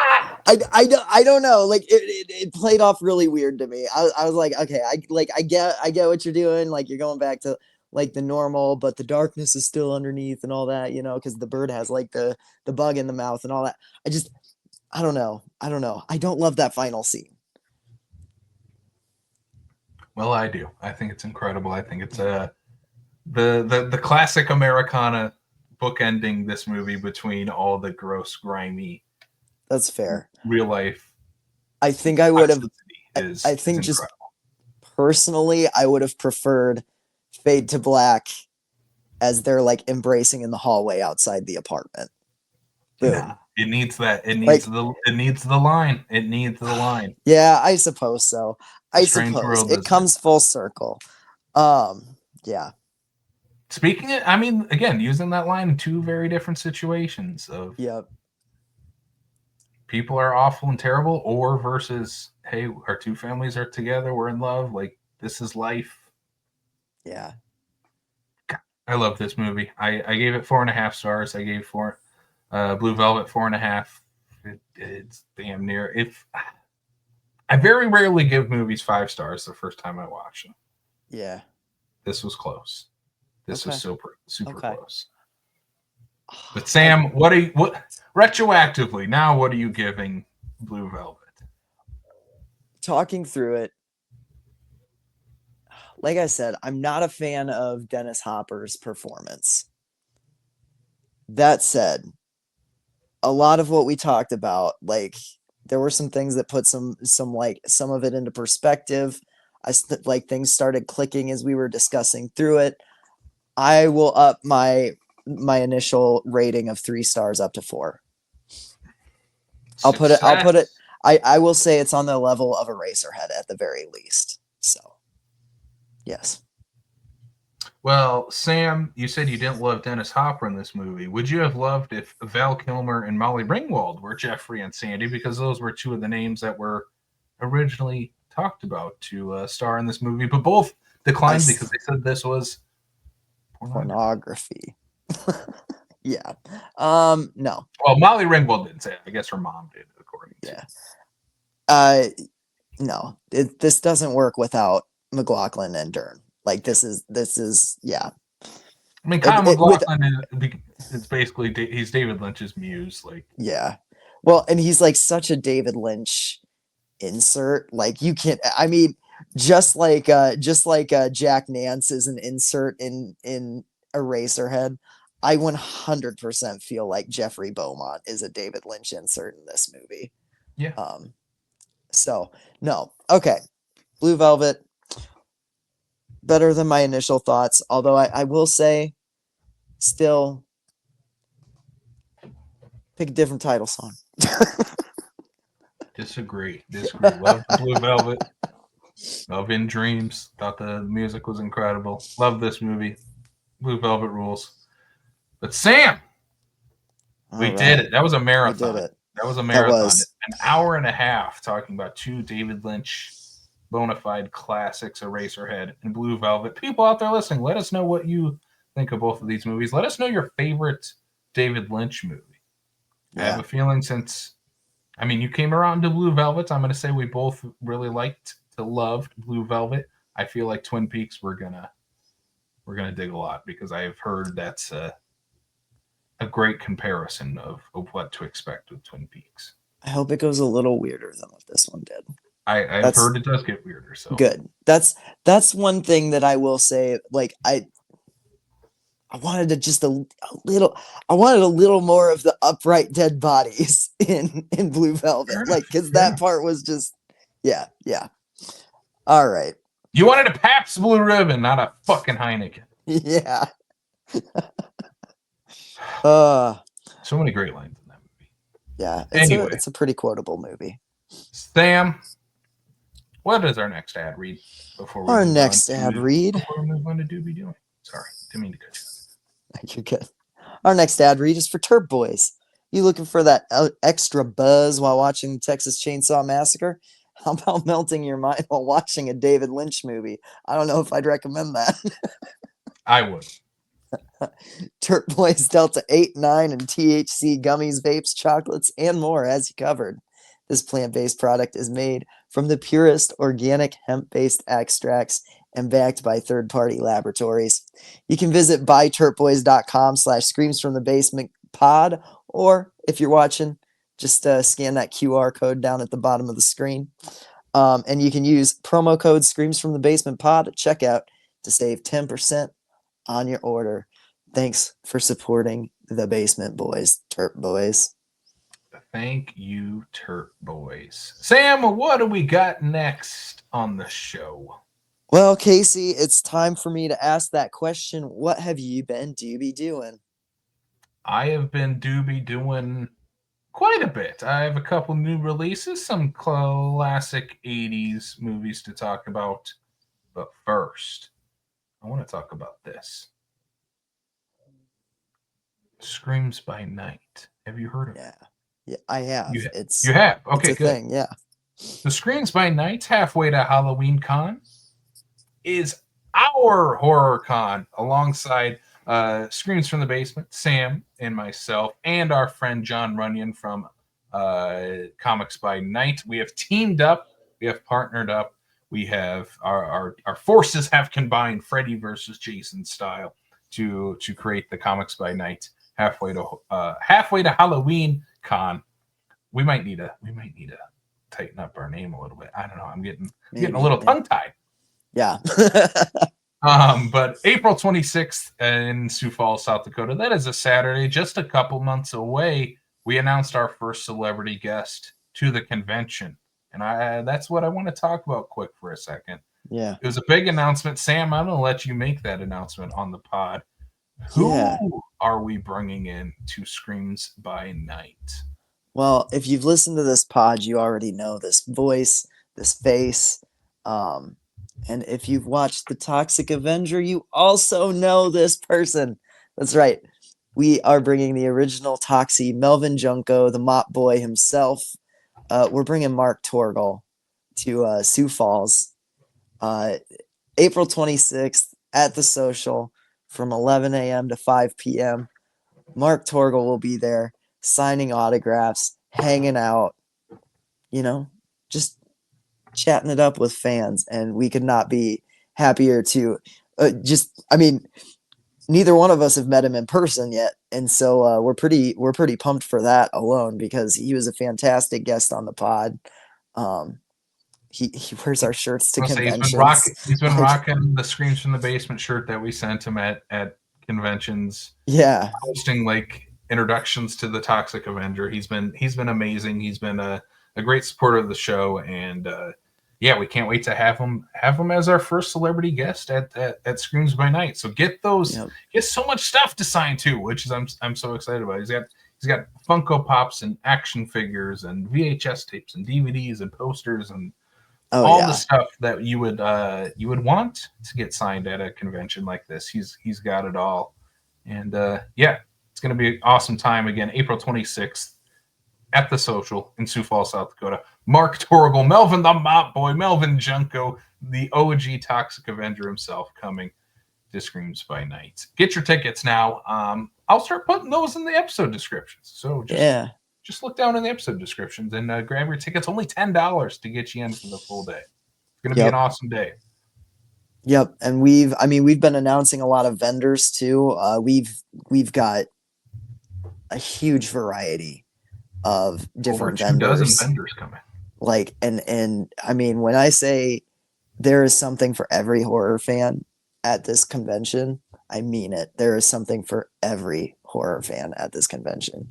You are not going to want to miss it. It's going to be so much fucking fun. It is. Well, Sam, that's going to tie into a couple of my movies that I'm going to talk about here and be doing. So I had Dakota over, and we've talked about the infamous Dakota on this podcast before. But we were talking about the now Academy Award nominated The Substance.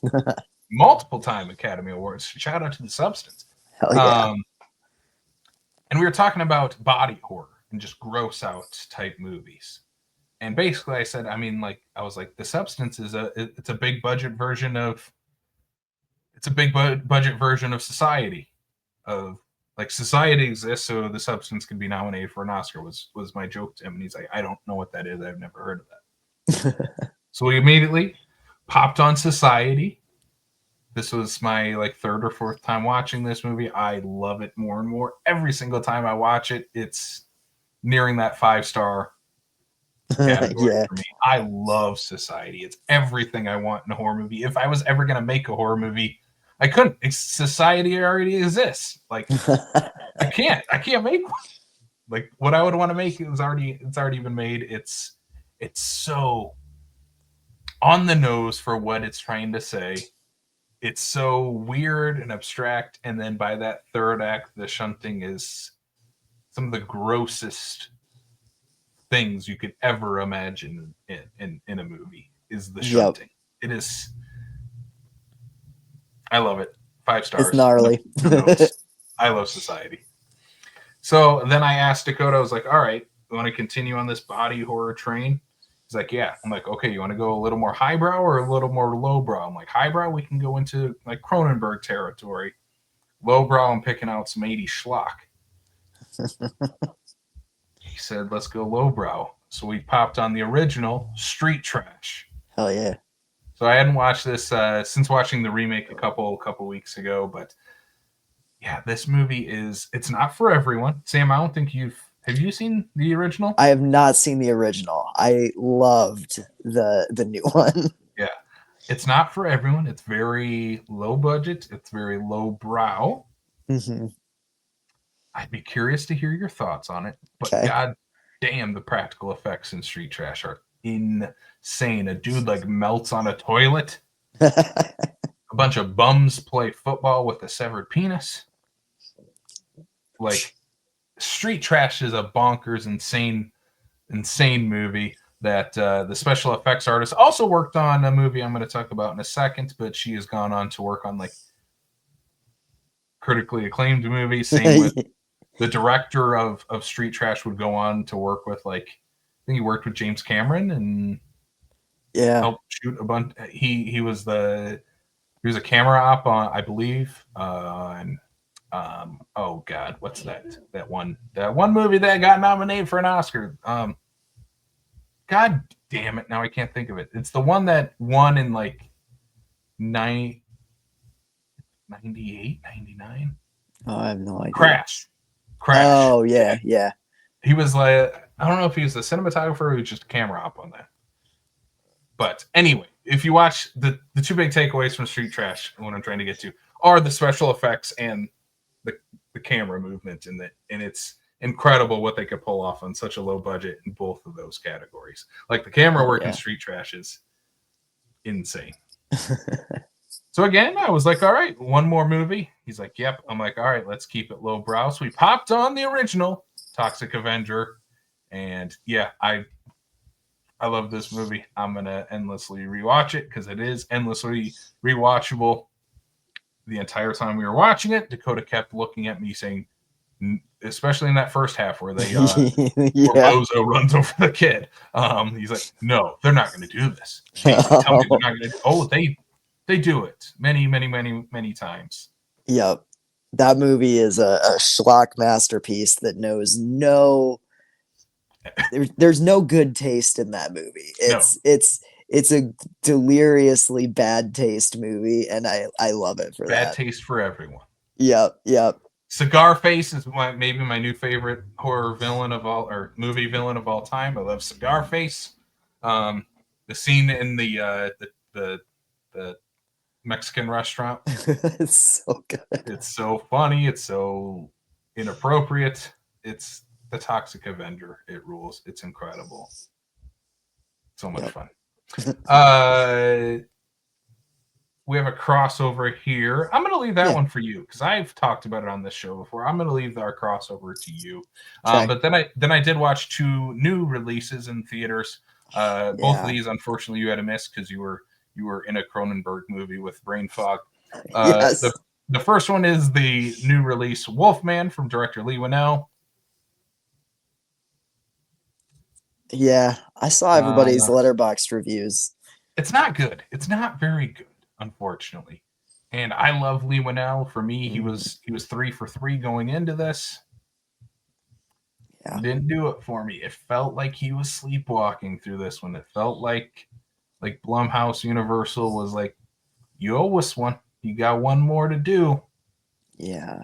And he picked he picked Wolfman, and this movie just exists.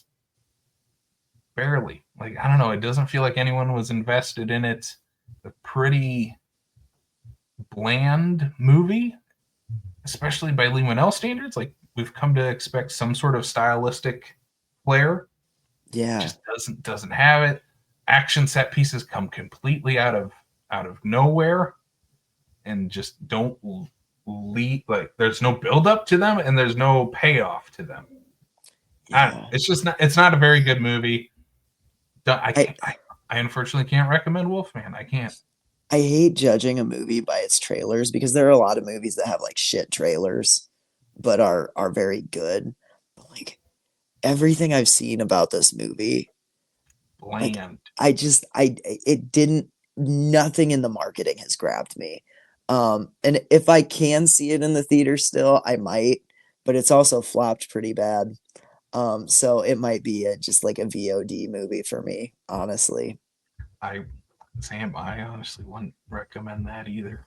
Wait till it's Well, free on I streaming. was about to say it'll be on Peacock in about a month and a Yeah. half, anyways. So But a movie that is out now on Shudder as we are recording this is Dark Match, a new Shudder original film. It is about this independent wrestling promotion in the 80s that is basically hired to this private event at this. I mean, they're hired at a cult hires them to put on a wrestling show at their um, compound, basically. And the wrestling matches start to become real.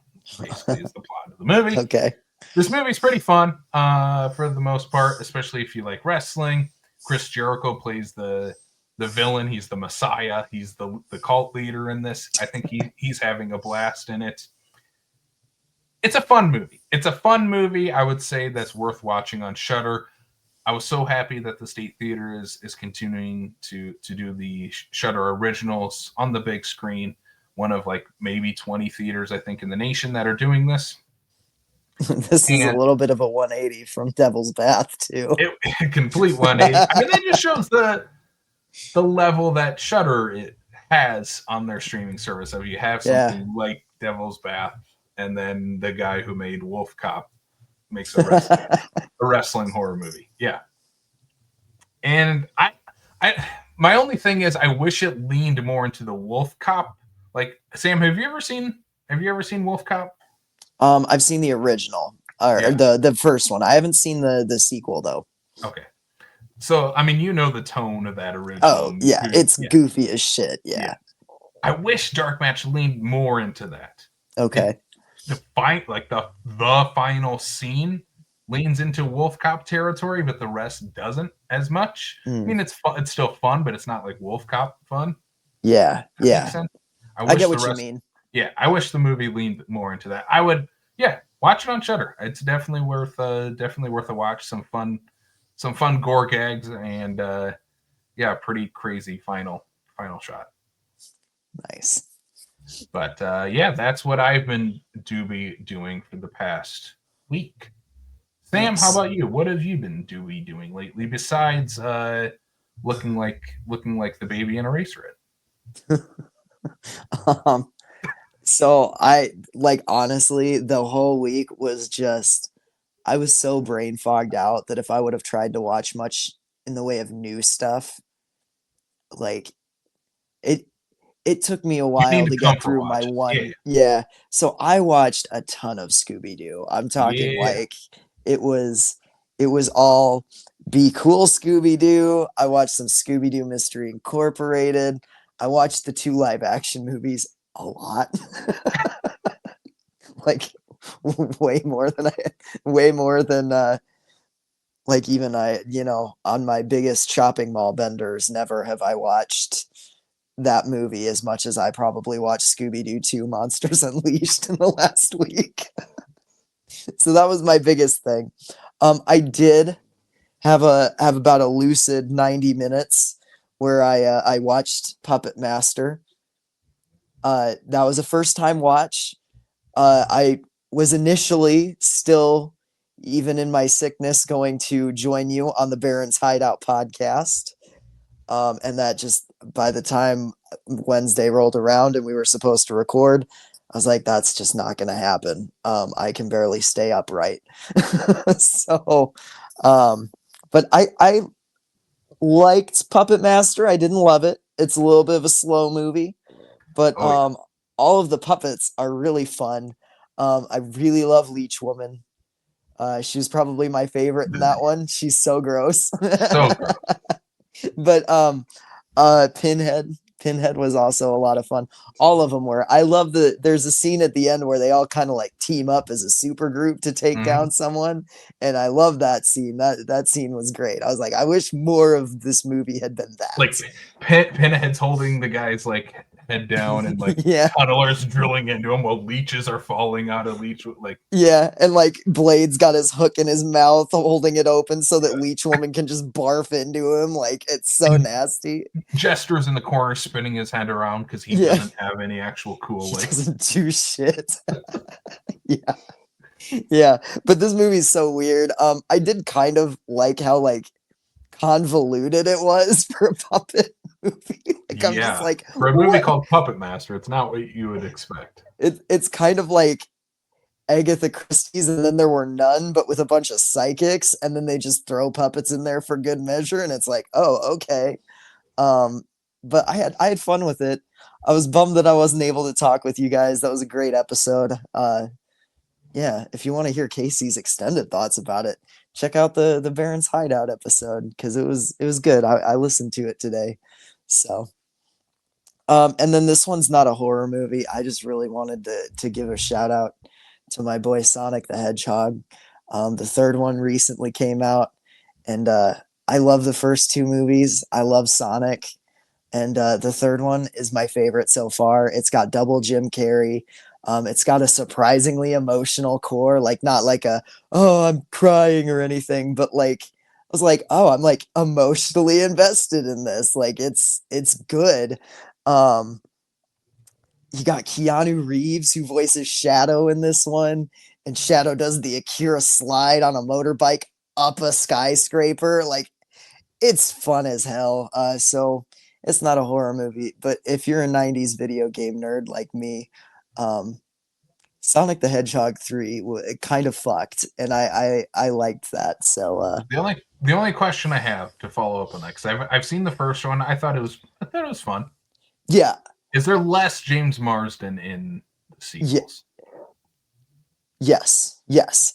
Okay. The first one is definitely more of like a road trip movie with Sonic and James Marsden, and the other ones definitely get like I think they get better as they go. Like two is definitely more focused on like you've got Tails, Knuckles comes in as like Yeah. the antagonist at first and all that, and this one kind of repeats that formula where you get Shadow in as like the antagonist, and they've got to figure out like why Shadow's doing what he's doing. Um, and Because, like, for me, I want those movies just to be yeah, I mean, Sonic in Sonic's world, but Jim Carrey still comes in as Robotnik in that. You know what I mean? Like in that yeah, world where he's the one human character that comes into it, and I feel like the trailers pretty much. He might be the only human in the trailers. I think, honestly. yeah. You do still get James Marsden throughout, but he's used a lot more sparingly in two and three. Um, three to me is easily the best one, and like I was, it got over, and I was like, that was not just like a good kids movie. Like that felt like a genuinely Sonic 3 is the first one that I'd be like, this is a genuinely good movie. Like I very much enjoyed it. So yeah, not a horror movie. I didn't watch a whole lot of horror. but yeah, Sonic 3 was one of those that like as I was kind of coming out of my fugue state, I needed a little bit of a palate cleanser after I watched Eraserhead just because that movie was so heavy on me. And so I threw on Sonic 3 and I was like, this is fun. So yeah, that's what I've been doing. Well, is that it? Did we do a podcast? We did a podcast. We did a I'm podcast. so tired. We did the Screams from the Basement podcast. This has been our David Lynch episode. Hope you all enjoyed. It's been a long one. I think this felt like a good one. I think people are going to get a Yeah. lot out of this one, and I feel like more so you and I needed this one to just Yeah. talk about these movies, because there's no way you can just watch both Eraserhead and Blue Velvet and just not talk about them. So hopefully if you're out there listening, you felt the same way. And Sam, if they are out there listening to this podcast, where can they find it? on their platforms, and where can they find us on the social media? Well, you can always subscribe on Apple, Spotify, or YouTube if you like that video component. Give us a nice 5-star rating, subscribe, turn on notifications, leave us a review, all that stuff. It helps us, it just helps us get seen in the algorithm a little bit more. You can also follow us on Facebook, Instagram, Threads, and Blue Sky. That also just it helps us push through, helps us find more people to talk horror movies with. Um, Hit yeah, that we're share always button. Hit that yeah, share button. Just that's all you got to do. That's all we're yeah, asking. yeah, Anytime you see our post, anytime you see the podcast pop up, just hit that share button. yeah. Let's all of your cool people that you know that we're cool people, and we can all be cool people together. We're looking for cool dudes. We're a couple dudes who are looking for other cool dudes. Nothing Nothing sexual. sexual. Hang out in our party mansion. Casey, if they Anyway, if you want to hang out in our party mansion, you can do so on our Patreon. yeah. Yeah, the Screams from the Basement Party Mansion, aka Patreon. You can join for just for as little as $1 a month. With the $1 tier, you get our monthly newsletter where we give you a preview of everything coming up on the podcast, as well as where you can find us that month. You also get a signed 8x10 art print signed by both Sam and I and Yeah. designed by Sam. For $5 a month, you can get monthly bonus episodes, written reviews, and collection vlogs. This month's bonus episode is Sam and I talking about our top 10 first-time watches from 2024. Not necessarily just... Did we decide yet? Are we doing horror or just in general? I'm doing horror because if we open it up to general, that's a big can of worms for me. But So you do anything you want. I'll have to look at my list. I'll have to just look at my list. But top 10 first-time watches from 2024.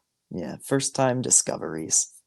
Yes. I think for my collection video, I might do something related to Screams by Night. Oh, yeah, that would be cool. I will just leave it at that. I also should plug, I just, since I watched a ton of Scooby-Doo, I just posted today, actually, a new article on our Patreon about the best iterations of each member of the Scooby Gang. Mostly because I've been watching so much Scooby-Doo. It was originally going to be a Wolfman review, but as I said, I didn't make it to Wolfman. So, yeah, I wrote a lot of words on Scooby-Doo. Yeah. All the do-heads out there, that one's for you. I think I end the entire article with do-heads forever, y'all. Do-heads forever. Well, Sam, from one do-head to another, let's wrap this show up. Yeah. Thanks for tuning in, everybody. And sweet screams.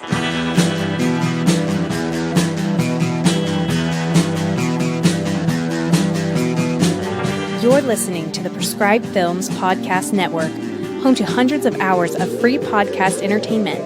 The shows on this network all have a common goal: providing you with the best discussions about movies and other forms of entertainment media. The PFPN hopes to fill your earholes with audio joy. Visit our website with links to all the other amazing shows at www.thepfpn.com. Thanks for listening.